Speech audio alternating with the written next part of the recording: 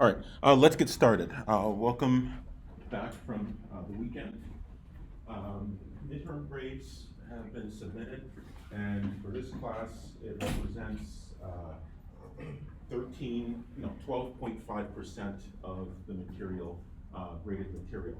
And so if you're doing as well as you'd like to, congratulations. If you're not doing as well as you'd like to, for both cases, there's still a lot of semester left.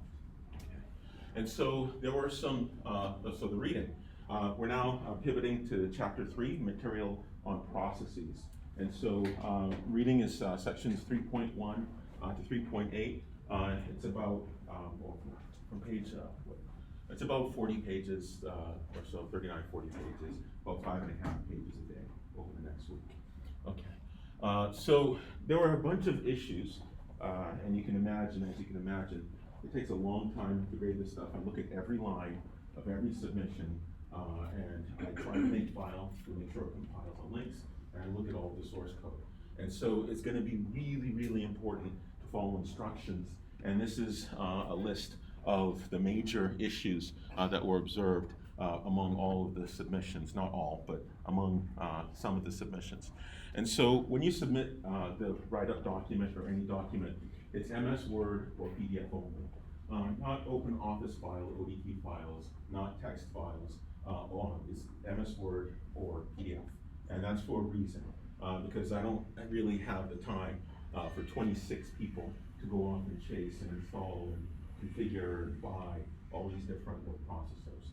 And so I gave some, not complete, but some leeway this time around. But going forward into the future, I'm going to deduct a lot of points, and in some cases, just assign 0 and not even deal with it. And I have the right to do that. It's in the syllabus. So please make sure you're following instructions. Zip only, not RAR, not tar, not tar-GZ, but just zip, right? When you compress something. Again, I don't want to have to go off and chase down and buy and install and configure stuff. Zip is the format for handing in. Handing in the C code. Do not put your C code text in a PDF and then throw it over the wall expecting me to read it, right? So make sure your C code is a .c file, it's text, and it can be compiled and linked, right? That slows down the grading, and going forward, as I said, I'm just gonna assign a 0 and not even deal with it. Make sure to follow instructions. So in many cases, the makefile would also run the program. That's a particularly bad idea, right? Bad practice. And the reason that is when you compile something, you want to separate the compilation from the installation or running of that program. So suppose you were compiling something in your operating system. You don't want the operating system to run when you only wanted to do was compile and change something and compile that new version of the operating system. So it's easy with the relatively small programs that we have for this class, but when you get out in industry, right, you don't want to have the tool that you use to build the program, to compile and link it, to create the executable from source code. You don't want that to run the program. That's just bad practice. Also, when you have a makefile or any kind of build process, you want to separate the compiling step from the linking step. Absolutely, you can run GCC and directly from the C code say produce the executable. But you want to have a two-step process, one that is the compilation and one that is the linking. It's easy to do with 1 or 2 source code files, but imagine when you get in the industry and you're dealing with a larger system that consists of hundreds or maybe thousands of different source code files. Now, when you make a change to one source code file, you don't want to have to recompile everything. Right? You only want to recompile that particular C file or source code file that changed. So in the future, when you write a makefile, just that I had done in the demonstration of it, make sure that you do not do your compile and linking in one step, right? That's bad practice, okay? All right. So there was one interesting case. Well, in some cases, the makefile was missing in its entirety, right? Make sure you're excited about getting the C file together. Okay, great, maybe use a different IDE. It is a requirement to have a makefile, or was for that program, and going forward, it's going to be a requirement. And I took some leeway, but next time in the future, this is the one warning, I'm just gonna assign a 0. I can't build your program, okay? Don't lose points for careless errors, or don't sort of wait till the last minute and commit a lot of careless errors along the way. Claim your points. There's one interesting case where a local array was created, right? And that local array was empty. And again, arrays are allocated on the stack by the C runtime. And then that array was read into, right, with the scanf. And when you do that, C will merrily let you do that. But because that local array on the stack was empty, what ended up happening is that it wrote over what was there in the stack. So that when the main routine returned back to the C program loader to bring context back to the operating system, there was an error because the return value is also on the stack and it didn't know what to do, right? Causing an interesting bug. And so when you all read or look at your graded work, don't just look at the grade, please look at the notes that are there, notes to the learner. I do write lots of notes about various things, and that's for each assignment. If there's no note, then great, there was no issue, but please do take the time and look at those notes. Warnings. Now, a program will run if it has a warning, okay? A warning isn't the same as an error, but a warning is really the compiler's way of telling you, hey, this could result in a larger problem over the long term. And it's really good practice to fix the warnings. Now, there's some warnings that are inevitable. Things like in Java, when an API is deprecated, right? Deprecation means that it's going to be going away at some point in a future release, and the Java compiler is telling you, hey, you might want to use the new version now because you're going to have to change it at some point. You're going to be forced to. Now, some are unavoidable, but like deprecation. But in general, you want to try to fix your warnings, right? Now, we can get away with it here in this class, but when you go out there, if you're going directly to industry and you're dealing with commercial products with lots of moving parts, not fixing these warnings will have consequences. And typically, that's something called a Byzantine failure, right? It might run, but it's not running correctly because these warnings cascade, especially when you have issues in the code and these parts of the code interact with other parts of the code. It just cascades. So it's really important to get in the habit of tracking down what these warnings mean and fixing those warnings. One of the issues that result in a warning, when you return from a main routine in C, it has to return an integer, right? Not just returning, it'll let you do it, but in the declaration of main, it's int main, open paren, int argc, comma, char star star argv, close paren. Now that int means that it's expecting to return an integer. The thing that called this, the C program loader, is expecting an integer return type. So please make sure the return from your main routine is matching what the function signature says. If you just type return semicolon, it'll do it, but it really expects you to return an integer. And the scheme in C is that if you return a 0 from a C program in your main, return space 0 semicolon, that means that there's no error. But if you return an integer, there are standard integer values that correspond to error states. So it's a well-defined interface in the POSIX world, okay? So make sure you're returning an integer, even if it's a return 0 from your main routine.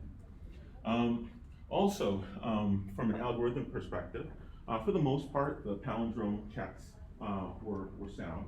And the assignment really wasn't about palindromes. It was more so about getting you comfortable with programming in a C Unix environment. And so in some cases, for palindromes, there was a false positive when you gave or input a non-palindrome that began and ended with the same character, like the word text, T-E-X-T, right? And in that case, in those cases, because there was more than one, there was a check that occurred, and it only looked at the first character, the first and last, but when it was doing that check, the way the logic was, it was stopping eventually in the first iteration of the loop. I'm going from memory here. So please make sure when you write your code in general that you're inputting a number of variations. That unit testing or that testing in general is very, very important. When you get out in industry, certainly when you test something, when you write something, they don't just write it and input one case. They input lots and lots of variations of inputs and make sure that this program or module is outputting what's expected, right? And there's a term called unit testing. I don't know if Rasam covered unit testing, data structures and algorithms, but unit testing is a real thing, right? Especially when your product touches on a lot of people. And it doesn't have to touch on a lot of people. It could be a consulting business and you have a particular customer for whom you're implementing a system, right? This thing has to work. So imagine in your own experience, if you're using Microsoft Word or you're using some browser, Safari or what have you, right? You can input all sorts of crazy stuff into it and it just still works. And that's because the manufacturer has done an extensive amount of testing. So when you write your programs, something as small as something like a palindrome program, make sure to input more than just a simple palindrome, simple non-palindrome, right? Let's do your semblance of testing. And you'll find, oh my goodness, there's an edge case that I wasn't thinking about, right? That happens with everybody. Happens with myself, happens with everybody. But make sure you're doing testing. That's more than just input a palindrome, input a simple palindrome, and call it a day, okay? All right, any questions about this? Make sense? Okay, so today we're going to make a little bit of a segue, and we're going to talk about so-called user-defined types in C. And how that's done in C is with something called a C struct. Has anyone ever done structs in C? One person? Two people? Okay. All right, so it'll be new for everyone. I can't assume that everyone has had it. Okay, so when on a typical machine, right, something as small as a laptop or even a tablet, many smartphones, you run lots of applications. And some of these applications you interact with directly, and other of these applications kind of run in the background.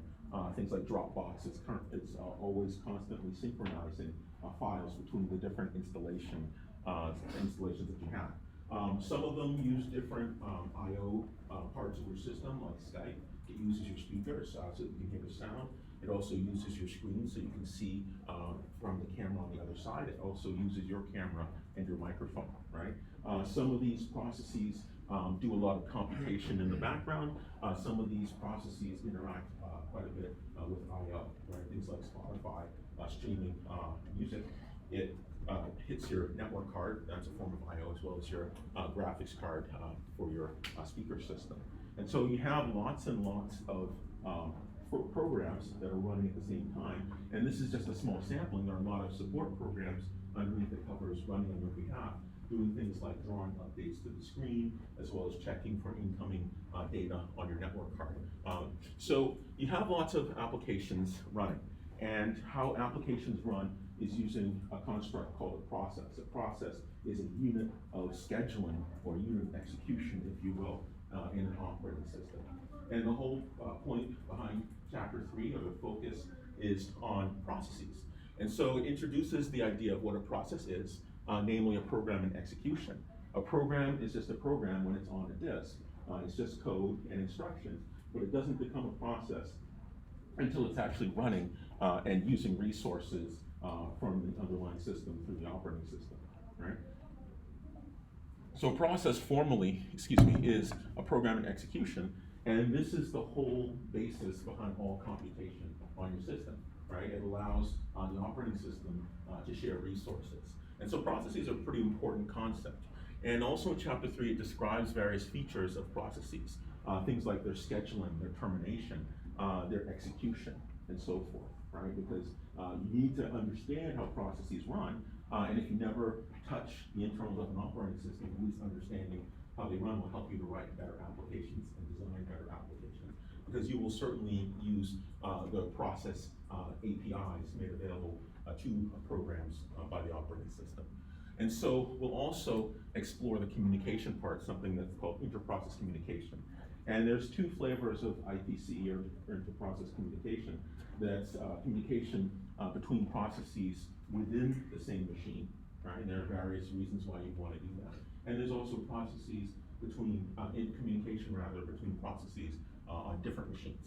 Now, we're only going to touch on this IPC between two different machines very lightly, because we have a whole semester course in the spring, computer networking, that talks about all of those details, right? It gets its own separate treatment over the course of a 16-week semester. And so we'll talk about memory and message passing, and the focus on IPC for this class will be more on mechanisms for communication between processes on the same machine. Okay, also, we will do some description to give you high-level consideration of so-called client-server communication, right? When you're communicating between processes on different machines, typically you designate one of those processes as the client. That's the process that initiates the communication, and you designate the other as the server. That's the one that listens for communication, gets that communication, and responds. And so a very popular client-server system is using a browser to do things. So your browser is the client. You type in www.amazon.com, for example. Your browser initiates a connection, so the process representing your browser executing on your machine initiates a message sent to a process inside of Amazon's data center, right? And that process, i.e. the server, inside of Amazon's data center, gets that communication, deciphers it, and takes action based on the contents of that communication.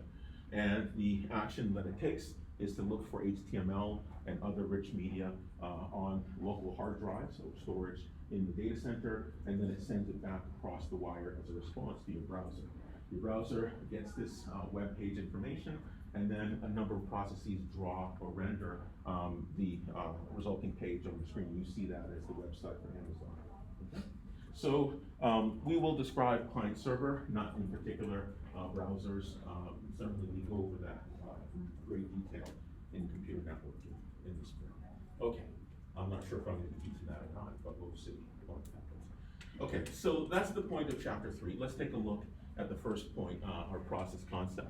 And so an operating system, as I alluded to at the outset, runs a lot of different programs, so-called jobs. And on timeshare systems that we talked about, now you're all too young to remember a timeshare system. I remember when I was really little, 10 or 11, I got to see a timeshare system. You had a bunch of terminals in a room, and each of these terminals was connected to a powerful computer that was in a different room called the server room. And you interacted with this machine through your terminal. And it wasn't like a laptop, it wasn't a freestanding machine. This terminal was running a command line interface, or CLI. And so you interacted with that machine as if it was your personal machine, but you were really sharing this powerful machine. Now you can actually have a terminal type system set up with most Unixes today, right? You bring up a command line interface and you remotely log into some server somewhere and you're interacting with that server, but to you, it looks like it's your local machine, right? So in these multi-program systems, in fact, processes arose because of the need to be able to share the resources of the machine. And what started as multi-programming in timeshare systems evolved into processes that we know today. And so you have a number of different programs that you execute. And in the book, it uses process and job as synonyms, right? Now, job is a historical term. People don't usually use it that much anymore, but it's important to know the nomenclature, especially when you go into industry, because depending on where people went to school and the terms they use, you want to be able to understand the same terms as a computing professional. And so process is nothing more than a program in execution. Now, when a program executes, let's recall the fundamental architecture. We have in our CPU a bunch of components. We have all of those components that compute things, like the arithmetic logic unit, the floating point unit, and so forth. We also have the register file. Your program also allocates memory. We saw at the C interface, we can malloc memory, we can allocate memory. And that memory is now usable by our program, and we were required to free up that memory to make it available for other programs that come along and use. So certainly some of the resources that your program uses as it executes, well, it needs values and it needs data running on the CPU, right? It has a register file, it has memory pointers to list what regions of memory currently belong to that program. And when I say belong to, I mean your program has allocated memory and has it for its exclusive use. Also, your program consists of a number of functions, and functions have parameters, and they also have local variables. Those parameters to a function and local variables are stored on something called the stack. And the stack is pushed whenever you have local variables, and that space that's allocated when you push on the stack is also carved out in a special region of memory. Likewise, for local variables, if you allocate a local variable inside of your program, like char my array, open square brace 1024 close square brace semicolon, right? You're locally allocating that. And that local allocation for local variables in your functions are also carved out of memory using the stack. Now, these types of allocated variables are sometimes called active allocation, right? It's allocated for you indirectly by the stack without you explicitly having to call malloc, right? Anytime you call malloc, you're allocating resources, but your program also might use certain I/O devices, like open up files, like talk to the network card or receive data from the network card. And so your process, it touches on resources, it uses resources, and therefore, if you're going to represent your process, you need some way to represent all of these resources, be they CPU resources or I/O resources and so forth. You have to be able to represent the state or the usage or list of all the resources your program currently is using. And the reason for that is that your process isn't the only process that's executing on the processor. And we kind of said that the processor will swap in or kick some program off the processor, right? The operating system will, and give each process some unit of time, right? Now, if you're going to kick somebody off the processor, you now have to save all of the resources or some encoding or description of all the resources that that process was consuming. Because when you restore it back to the processor, give it another bit of time to execute, you now need to restore a state so it can pick up where it left off. So, like anyone, if you're going to pick up later where you left off, you're going to put aside some work, you have to write down somewhere where you left off. And so we'll talk about that information that's written down that describes where it left off. And so a process physically has a number of sections, and these names of the sections of a process have some historical context behind them. One is called the text section, right? The text section refers to that part of your process, remember, program and execution, that refers to the actual code itself, all the instructions, right? The instructions themselves are loaded into memory, and these instructions are read out of memory indirectly using the program counter. They're read by your CPU, right? Now, certainly parts of these instructions could be pulled into the instruction cache to speed up execution on the processor, but nonetheless, these instructions have to exist somewhere because that's what gets executed. That's what gets the CPU to actually do things, okay? And so that's called the text section, and this text section is read-only, right? You can't change the instructions, not easily, unless you want to write a virus, but this text section code is typically read-only. And if you think about it, the program code does not change. Things like the buffer storage, things like variables, those will change, but the text section doesn't change the basic code. You're only going to read it, you're not going to write values into it. So we also have other notions of activity, the process doing something. The program counter.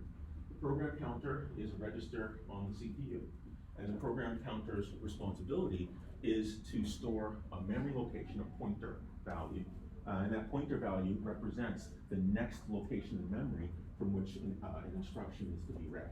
So if you execute instruction number 1, the PC is going to point to memory address 2. You load the instruction to memory address 2, the PC is going to increment to memory address 3, and so forth. And so in order to represent a process, you also need the program counter. And so if you're going to kick that process off the processor, you also need to save the program counter value representing part of the state describing this process's execution. You also have the register file. And we said before, the register file is on your CPU, and it's used to store temporary values. If you have an instruction that says something like A equals B plus C, when you add B plus C, that value, that result, the sum, needs to go someplace before you assign it to A, right? Because the first step is to do the addition. The second step is to assign that sum to some location referenced by A, a variable A, wherever that is stored.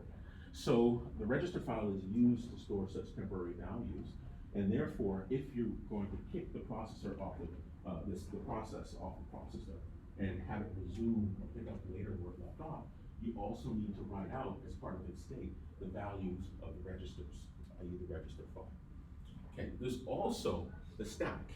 And we just said before, the stack is temporary storage, and it's a last in, first out semantics for temporary storage. And it's used to store things like the parameters for your function calls. It's also used to store the local variables, right, for your program. And so if you're going to kick your processor off the process, one of the pieces of information you need to write down is the stack, both the stack pointer specifically. And the stack is carved out of a special region of memory. And if you write down the stack pointer, when you pick up where you left off, you have to take that stack pointer value you've written down and load it into the stack pointer register on the CPU. Okay, there's also the data section. And the data section contains your global variables. When you write the global variable in C, all of those variables are carved out of memory, and it's a special region of memory that's read-write in this case, and it's called the data section. And then lastly, there's something called the heap. The heap is the name associated with that part of memory that is available for your program to dynamically allocate, right? And so when you say malloc in C, or if you say mu in Java, the memory that holds the value associated with that thing you're allocating is stored in the heap. And the heap is certainly readable and writable. Okay? So you'll notice that there's a separation for different parts of your process based on things that are readable only, like the text section, as well as things that are readable and writable, things like the heap and the stack and the data section where those variables are stored. Okay? Any questions about this? Make sense? So let's oops. So a program is passive. A program is what you have stored on disk, and it doesn't become a process until it's actually loaded into memory and put into an executable form. And so whether it's going to the command line interface, typing the name of the program and hitting enter, or if it's double clicking on an icon, right, and loading it, causing it to load into memory, it's still a program on disk, and it doesn't become a process until it's loaded into RAM and executed, right? Only then is it a process. And so you can have multiple processes then in the same way. You can click on a number of icons and load a number of different programs. And different platforms and different operating systems, based on available resources and memory and things like that, they have different restrictions on how multiple processes run. A so-called general purpose operating system like OS 10 or Microsoft Windows will allow you to run multiple processes, and it does something called symmetric multiprocessing. Symmetry means things are equal, and what symmetric multiprocessing means is that it tries to treat all processes the same, right? Meaning that every process gets the same amount of time on the processor, and it does the scheduling the same way for everything. But other operating systems, particularly when you get to mobile devices, they treat the process that the user is interacting with physically differently from processes that are running in the background. And the reason for that is that your perception of responsiveness is much, you perceive responsiveness more if the foreground process that you're interacting with gets more of the processing, right? And so for some platforms, it's not symmetric multiprocessing, it's unequal. And for many mobile platforms, that program that you're interacting with physically is the one that gets more of the processor. And it kind of makes sense, right?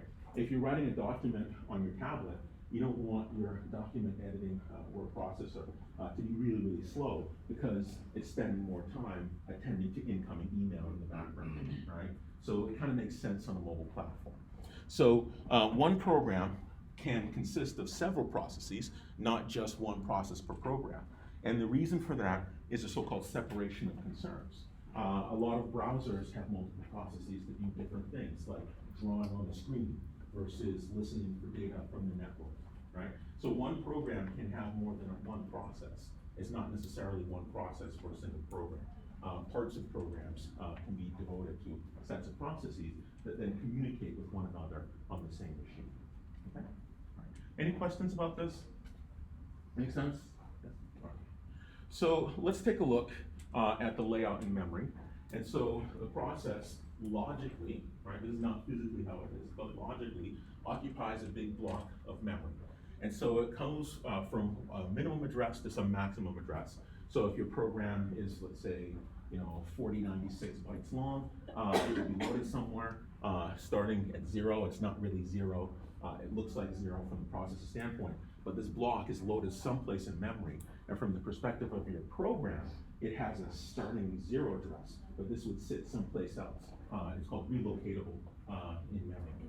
And so you have a bottom address. In this case, it's 0, and you'll notice the text segment is always at the bottom. The text segment, again, is the code, the instructions, and it's read-only. Then we also have the data segment on top of that contains your global variables. Now, of course, this data section is not very large if you don't have a lot of global variables, but nonetheless, you do have a data section that has a minimum size. Okay. Heap. The heap, again, corresponds to that region of memory for your process corresponding to dynamically allocated memory. In something like Java, you'd say new on some class, and it becomes an object. It's stored in the heap. In C, you call malloc for memory allocation, and it gets carved out of the heap. Now, the heap, it grows, certainly, dynamically, because your program, one program, could dynamically allocate a little bit of memory, and another program can dynamically allocate a lot of memory. So it's not known ahead of time how much your heap will store, but so provision has been made for the heap to grow dynamically in time. Okay.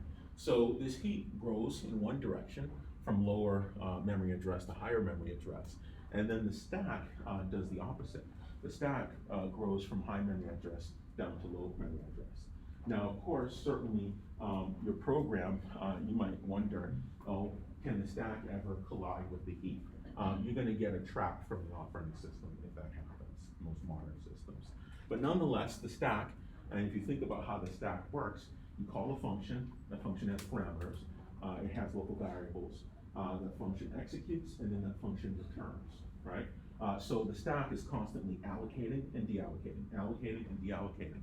So when the stack allocates, it grows downward, carving out more and more of this memory for purposes of storing local variables and parameters or functions. And then once that function call or those function calls return, the stack then deallocates it and it grows back up again. So the stack is constantly growing down and back up and down and up and down and up as that dynamic allocation happens indirectly by specifying parameters to functions as well as local variables. And when the function exits, all of that is restored back. Okay? All right. Any questions about this? Okay. This is in the book. Make sense? So this is the layout of a process in memory, and a process, when it runs, the run is characterized in a number of so-called states, and these states roughly categorize the types of operations that a process can go through.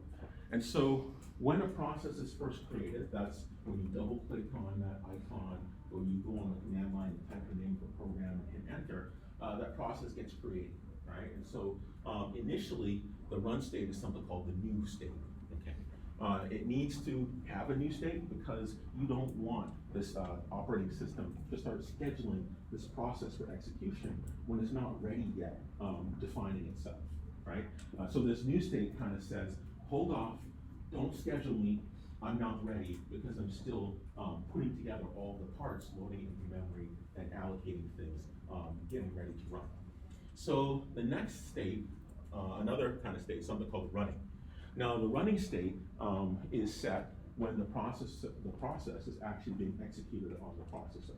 So it gets some unit of time, delta t, called a quantum, and the process has its state resumed on the processor. So it loads all those pieces of information, register files, stack pointer, and so forth. And it starts to execute its instructions. And so that state is called the running state, right? You're physically being executed or executed on the processor. So the other state is the so-called waiting state. And with a process in the wait state, it's waiting for some event, and that event is typically input output. So you call scanf in C, and your process is just waiting there. Now, the reason for the wait state is that if you're waiting for input, say from some I/O device, well, why sit there on the processor? Because waiting means that you're not doing anything, you're paused. And so in that particular case, the result of a process going to the waiting state means that it gets kicked off the processor, right? Why use CPU cycles if you're just gonna sit there and pause, right? So this waiting state means the process is waiting for some event. And those can be things like waiting for the disk to spin up, to spin down, and to get the file contents. It could be for incoming request from the network card. It could be waiting for the printer head to warm up and accept document data, all sorts of things. Then there's also the ready state. The ready state corresponds to a processor that, if asked to run on the CPU, can do it, right? It's ready to run. It's not currently executing on the CPU, but if called upon by the operating system, it's raring to go. It can do it right now, okay? And so typically you're gonna have more than one process in the ready state, and the process, the operating system is gonna give each one of those ready state processes some unit of time in which to run. Now, certainly if that process opens a file or has an instruction to wait for incoming data from the network card, it's gonna go to the waiting state, and then all of a sudden it gets kicked off the CPU until the network card is ready with data. Okay? So the name of the game here with these states is certainly to try to make efficient use of the resources, the most important one being the CPU, but try to make efficient use of the CPU. And if you think about it, if someone's gonna use their unit of time on the CPU just to pause and wait for the network card, that's a waste of those resources. Okay? And lastly, we have the terminated state. A process has finished its execution and its resources are reclaimed, right? So if you have an open file, you close that file, right? So someone else can access it. If you have network card, you close that handle to the network card. If you have memory that's allocated, you release that memory back to the heap so that others can use, have more RAM available for use. And so this terminated state says, hey, I'm off limits, don't schedule me because I'm tearing down all the resources that I've allocated and used. Okay. Any questions about this? Make sense? Okay. So let's take a look at the state diagram, finite state machine, and this describes the interactions of the states of the processor as it executes. So the start state here is new because that's where everything kicks off when a process is first created. And then the so-called absorbing state, where things come to rest and don't change, is the terminated state. That means your process is being torn down. So you can imagine here, if you drew a box around the ready, running, waiting part of the finite state machine, you enter from new and you exit to terminate. Okay. And so your process is first admitted to the system. You double click on the icon, the program is loaded from disk, it gets constructed with all those different segments we talked about in the memory layout, and now it goes to ready. So we have a transition here from the new state to the ready state. Now, a number of things can happen when it's in the ready state.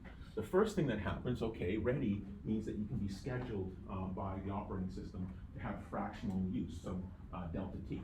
So we see here, there's an edge outbound from ready, and the only outbound edge or transition you can make from ready is to running, right? So that means the operating system has picked you off of the so-called ready queue. They're all exist in a queue, the ready queue. And it gives you some amount of time, delta t, a quantum, that you have to run on the processor. So once you go from ready to running, you're physically executing on the processor. And you execute some instructions. Maybe you're adding things. Maybe you're doing some floating point calculations. And then all of a sudden, you want to listen for incoming data on the network card. The network card isn't ready, right? There's no data for you. So you transition to the waiting state. So you have some I/O event that causes you to wait. You go from running to waiting state, and you're kicked off the processor, right? Because you don't want to sit there, use that valuable resource to just pause. And you're waiting, and all of a sudden the network card wakes up, and there's data available for you. You're notified. Okay. So you come out of the waiting state, back to ready. Once you get that data from the network card, you wake up from waiting, you're ready to go again. So after pausing from the wait state, right, kicked off the processor, you're running, you execute an instruction, causing the process to wait. You go back to the ready state, and you're now available to be scheduled on the CPU. So you can imagine a process like your browser, right? You type www.amazon.com, your process talks to the network card, sends out some data, and it's now waiting for a response back from the network card. Now, because it's waiting, it goes to the wait state, it's kicked off the processor, and then your network card finally gets that response from Amazon's server process in its data center, and it goes back to the ready state. Once it gets that data, it's woken up and goes back to ready. Okay. So now that it's ready again, of course, you can go to running if you're selected for execution on the processor. So then, let's say something happens on the system, or your unit of time has expired, right? Your fractional use delta t use of the processor has passed, and now the processor says it's time to go. You have to pause, you're interrupted, right? So your process then goes from running, it's interrupted, taken off the processor, and now put back on the ready queue, back to the ready state. So then you make these transitions between ready, running, and waiting a number of times, and then at some point your process terminates, and you go to the absorbing state, terminating. Okay. Any questions about this? Make sense? So that's really all execution is. It's being ready to run, and the operating system only selects processes that are ready from among processes that are ready to schedule them on the CPU. Okay? So if your process does a lot of I/O, it will be very slow. And you notice that processes that use heavily the video card, like video applications, things that like video editing that write to disk a lot, right? You'll notice that they're very slow, and they're slow because of this, because they're waiting a lot. And because they're waiting a lot, they get kicked off the CPU, and waiting also takes time, right? And so if you are doing specialized applications like video editing or mastering music or things like that, you typically have specialized machines that have very fast I/O, right? Typically you have what's called a co-processor, special processors that are just there to speed up these I/O operations. Okay? And that's why some of these specialized machines for video editing can cost tens of thousands of dollars. It's because of that specialized circuitry to speed up the I/O operations. Any questions about this? Make sense? So let's take a look at the so-called process control block. Now I said, if a process is going to be paused and then resumed later, you have to write down all of this state information associated with the process. And the data structure that's used to do that is called the process control block, or the PCB, right? And the PCB is a data structure. We can take a look at the PCB for Linux in a slide or two. And it's all the information associated with a process, right? And so, of course, you're gonna have the process state, things like the register file, things like the stack pointer, the memory management pointer, and so forth. You're gonna have the program counter. You're also gonna have the bounds that show you where the memory begins for you and where the memory ends for you, because processes only have access to a fixed amount of memory. The process state includes things like whether you're ready, running, waiting, new, or terminated. And the program counter contains the memory location, the pointer, of the next executable instruction for the program. And then the CPU registers, all of that is written down and stored in this data structure called the process control block. Okay, this includes the open files, because if you're going to resume your execution, say you pause for the network and then you're now ready again and get scheduled for execution, well, you still need to have access to those files that you've opened and you're trying to read off the disk. Okay, so it also includes things that are used by the scheduler. And the scheduler is that portion of the operating system that makes the decision about which process to actually load onto the CPU, right?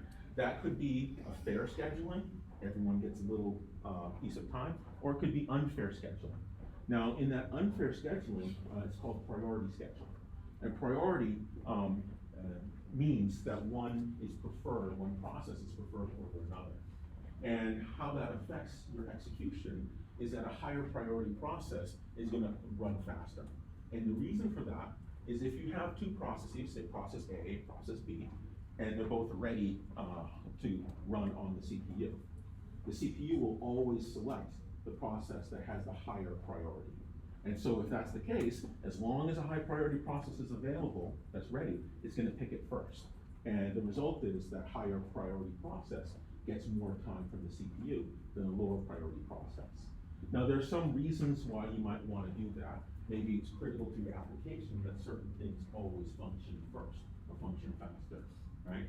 That's an application design issue, but the mechanism still exists through the so-called priority queues. And underneath the cover, how that's implemented, you have more than one ready queue. One ready queue is for high priority processes and another is for low priority processes. You could also implement it by sorting your processes in the queue in order of their priority.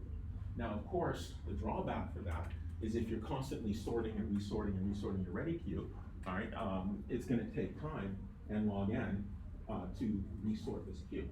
And so typically in some applications, while it's not wrong to do that in an operating system, it's a slowdown because as you can imagine, processes are always going from ready to waiting to running, to ready to waiting to running.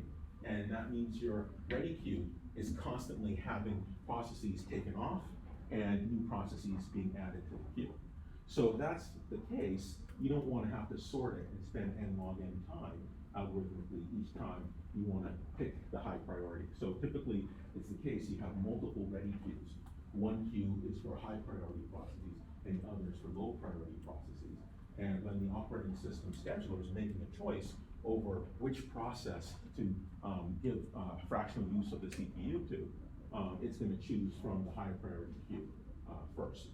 So it's kind of like, you go to the airport and, you have two lines. You have the line for coach class and then you have a line for first class, right? It's a similar construct. You have different lines based on this notion of priority. Okay. Any questions about this? That make sense? Okay. So you have memory, the scheduling, then you also have memory management, both the blocks of memory as well as where the bounds of memory that this CPU, this process rather, is using. You also have I/O status information, things like the devices it's using, the files that it has open. You also have accounting information, such as the amount of time that has elapsed, right? In most operating systems, you can interrogate the accounting logs to ask how long has something been executing, both in terms of a stopwatch, wall clock time, as well as how much total time it has actually been running on the CPU. So all of that is part of the state of your process, and it's all stored in a data structure called process control block. Okay, so this is what it looks like in terms of the interaction between two processes that are scheduled for the CPU. One is currently running on the CPU, and that's process P0 on the left, and the other is going to be swapped or loaded onto the CPU, and that's process P1 on the right. So here on the leftmost column, we have P1. Here on the right-hand column, we have left-hand column, we have process P0. Right-hand column, we have process P1. And time increases going down. So we start high up, where this blue bar is up top. And so we start out, and let's assume that process P0 is currently executing, right? It's executing, running along, doing its thing. And then all of a sudden, there's an interrupt or a system call, right? And so this thing gets kicked off the processor because it's gonna wait, right? Something, flag a trap, maybe it's asynchronous IO, it was notified that data is available for you. So then, the first thing that happens is that the state of this process, P0, is stored in a process control block. So it's sort of, the operating system is writing down all that information needed to be able to pick up for this process where it left off. So it does that, and it saves its state into the process control block for process P0. Now, P0 is called P0 because it's the 0th position in the array of process control blocks, and that's why I was going to show you C structs, but we'll pick that up on Thursday. I'll figure out what went wrong with the virtual machine. So then, process P0 goes idle, once its state is stored in its process control block for P0. Next thing that happens, okay, well, at the same time, process P1 is idle, right? It has already had its information stored in its process control block. So after P0 is idle, after writing out its state, it's going to, this operating system is going to run process P1. So it's going to switch from P0 to P1. So P0 gets kicked off the processor, its information is written down in its process control block. And then the process P1 is ready and scheduled for execution. When it's scheduled for execution, the first thing the operating system does is it locates the process control block storing the state information for process P1. So it loads the state for process P1. So it's going to load the register file, the stack pointer, the memory pointer on the CPU with all that information for process P1, right? It comes from its process control block. So then it starts executing once all of that loading of the written down information is loaded into the CPU. It starts executing process P1. So process P1 goes along and executes, and then something happens to cause it to get kicked off the processor. That could be its unit of time expiring, or performs an I/O operation and it's now going to wait. So process P1, then, it's leaving the processor, the CPU, and first thing that happens, its state is saved back into its process control block. Now, between the time when it was loaded and the time when it's saved, that state has changed. And it's changed because it's done stuff with files. Maybe it's closed files. Maybe it's allocated more memory. Maybe it's deallocated memory, right? So before process P1 exits the CPU, its state is saved, or updated, more correctly in this case, in its PCB, right? So PCB1 for process P1 has the state saved, okay? And now that the state is saved, process P1 is idle, it's no longer running, and then process P0 has its state reloaded that it saved before, is reloaded from PCB 0, so the CPU gets loaded with information for process 0, and then process 0 resumes executing. Okay? All right. Any questions about this? So natural question is, well, what does this PCB look like? We'll take a look at that. But before we do that, I forgot the slide was here. There's something called a thread. And a lot of people confuse the difference between processes and threads. A process is a unit of execution that's scheduled on the processor. A thread corresponds to what's called an instruction stream. Remember, we said that the program counter represents the next address that's going to be executed. Well, a thread takes that concept and it replicates it. Within a process, you can have more than one thread, right? And each thread represents a stream of execution. So you can imagine you have a construct that represents an instruction cache to load instructions, and it has a program counter saying which instruction should I execute next. Now, typically, programmatically, when you have multiple threads, you typically have multiple functions that are running at the same time.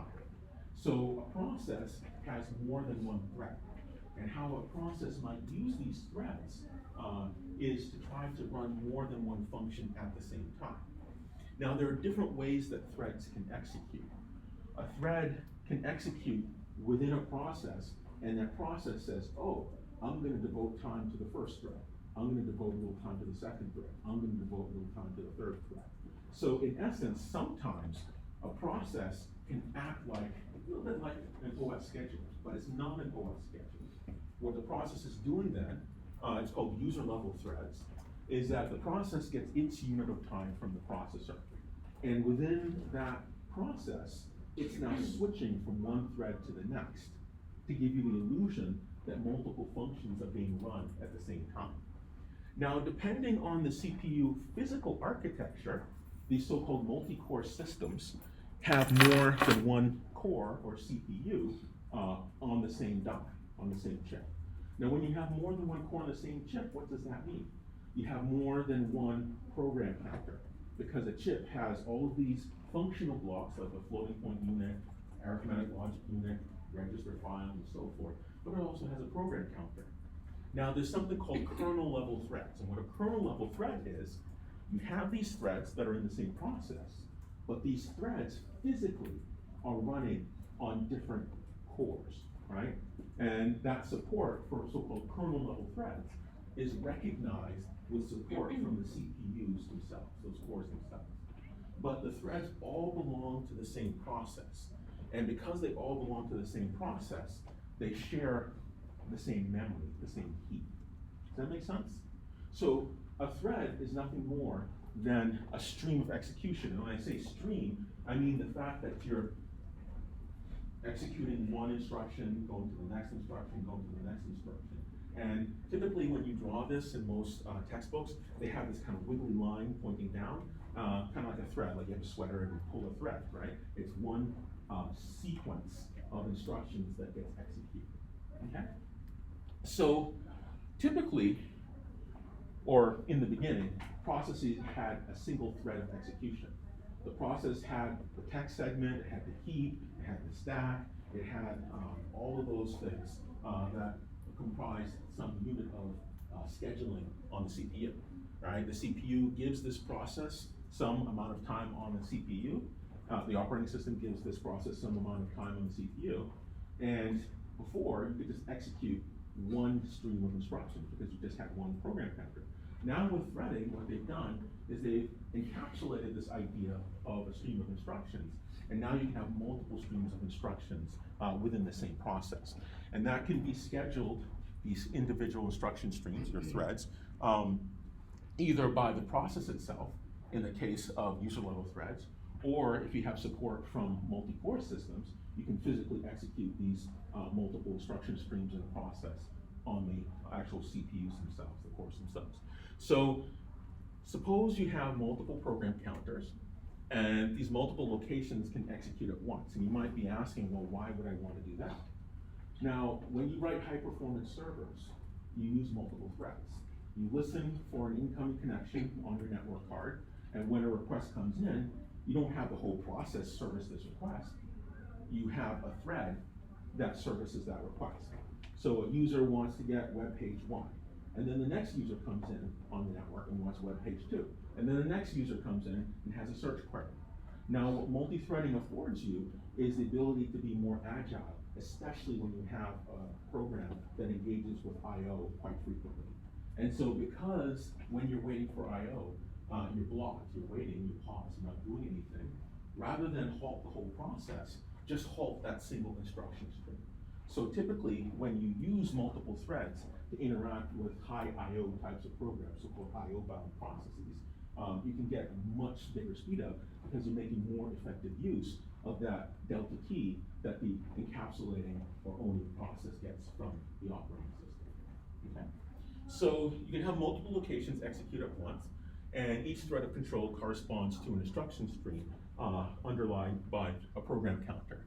And so in order to have these multiple threads then, you have to have storage about the state of these threads themselves. Threads can be running, threads can be ready, threads can have handles to open files, threads can allocate memory.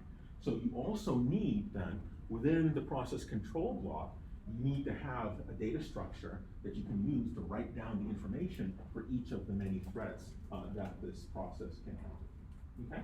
And this is called the thread control block, and it actually exists within inside the PCB. So a process can have multiple threads, and therefore the process control block, some of that information, is instances of something called a thread control block. Now we won't talk about threads at this juncture, that's the topic of chapter 4, but just want to make you aware that a process can have multiple threads within it. Any questions about this? Make sense? I have my daughter's watch today, with mine broke. All right, okay. So this is what PCB looks like, and this is just kind of a small smattering of what a PCB looks like in Linux. There's a lot of information in there. It's called a task struct, right? And a struct is a construct in C that allows you to define your own types. Similarly, in Java, how you have a class, and that class can have instance variables. A struct is kind of like the class, but it doesn't have any methods. It just has instance variables, as it were. And so a struct preceded class, and classes were created because of flaws or perceived flaws with structs in C. And so you'll see some of these things. There's the process ID, T_PID, that's a process identifier, and that identifies the process. Each one has a unique number that identifies it. Then there's the state of the process, ready, running, and so forth. Time slice, right? Time slice is the name associated with this delta T that I was telling you about, which time slice it has, that unit of time or that piece fractional use of the CPU. Then there's a parent, right? So every process can be spawned or created by another process. When you run a program, whether it's double click or at the command line, you type the name, hit enter. Well, in the case of the double click, that program that listens for the double click actually creates the process that runs your program. And so every process can have a parent, and the parent process is the one that creates the new process. And so there's this parent-child relationship, if you will, and you start out with a root process, which is the operating system bootloader, right? You can have this parent here, pointer, is to the task structure of the process that created it. And then you have a list of all the children of this process, right? You can create other processes. And then you also have things associated with the addressing, a memory address space. And as you can see, in the operating system, you have a list of these process control blocks. And so you start out with the first process, the next process, the next process, the next process. And whenever you have a currently executing process, you'll notice this arrow here, that's the context. So the operating system goes through the ready queue, and when it picks or schedules a process for execution, it's whichever one it's pointing to, it selects, and it reads out that information from the PCB or task struct, loads the CPU registers and all that other information, and then now that process is executing. So let's take a look at the Linux PCB. And so I will exit here and show. And let's bring up the browser and use this URL.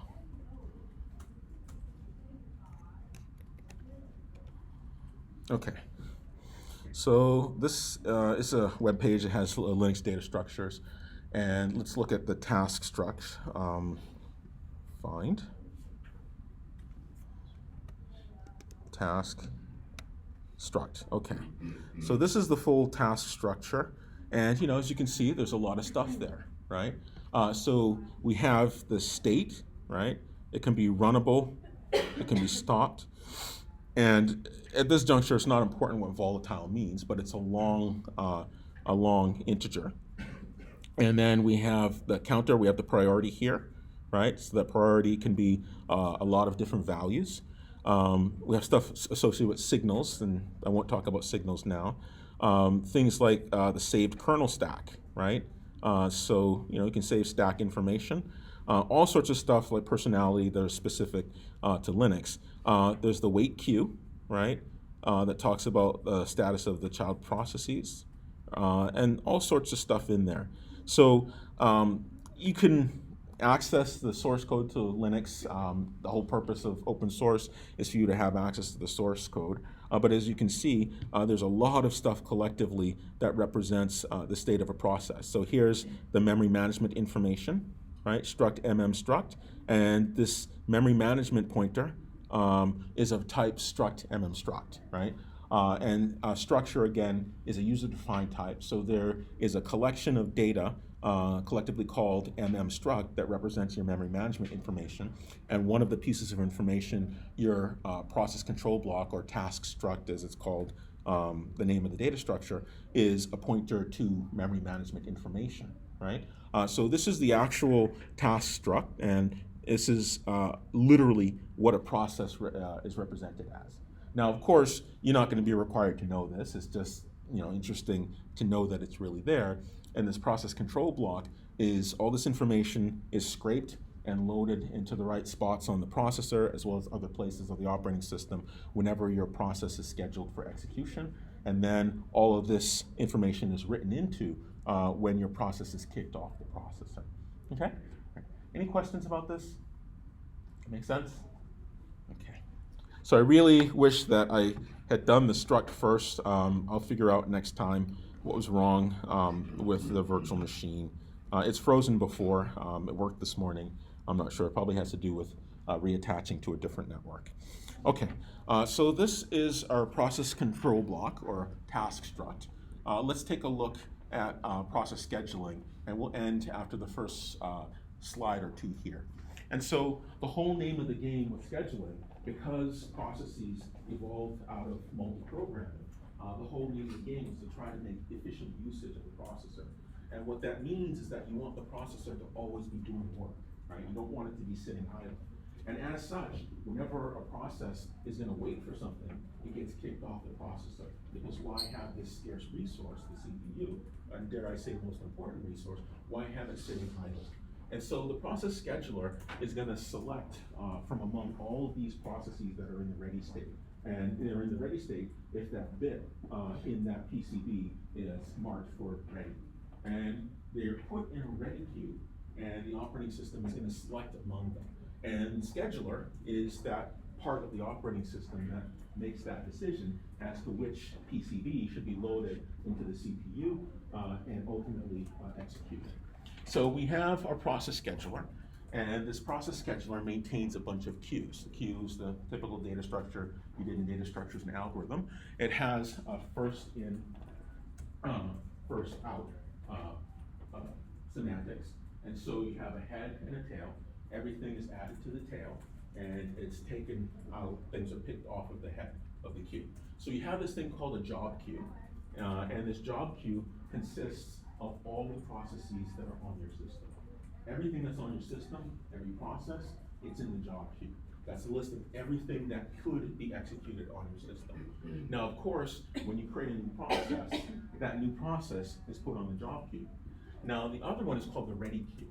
Now, the ready queue has a subset of the processes that are in the job queue. It's only those processes that are ready to be executed. You can't be ready to execute if you're waiting for I/O. You can't be ready to execute if you're newly created and still being populated. You can't be ready to execute if you're being torn down, you're terminated, right? And so all of those processes in the ready queue represent the subset of those processes that are in the job queue, but it's only those which the running state is ready. So the set of all processes that reside in main memory, they're ready and they're waiting to execute, right? Those are in the so-called ready queue. And the scheduler makes its decision from among processes that are in the ready queue. You also have another queue in place called the device queue. And these are the processes that are waiting for a particular device. So if you have multiple devices, you can have multiple device queues, one for each device. And the reason for that is, okay, well, these I/O devices, once they're ready to give data from the I/O buffer to the I/O controller, it now needs to wake up that process. How do you know which process to wake up? Well, the ones that are waiting on you, the ones that are in your line, so to speak. And so you have these device queues, and these device queues store the PCBs, or have a pointer to the PCBs for all of those processes that are waiting for that I/O from that device. Okay? All right. Any questions about this? So as you can imagine, PCBs are switching from the ready queue to the device queue, ready queue to the device queue. And then once they terminate, they leave the job queue and they're gone from the system. You double click again on your icon, all of a sudden it's loaded into memory and it becomes active on the job queue and then eventually on the ready queue. Okay? All right, so let me do a time check with my kitten watch here. Why don't we end here? Yep, it's time. So we'll end here and we'll pick up next time with C structs at the Linux command line interface. I'll see you on Thursday.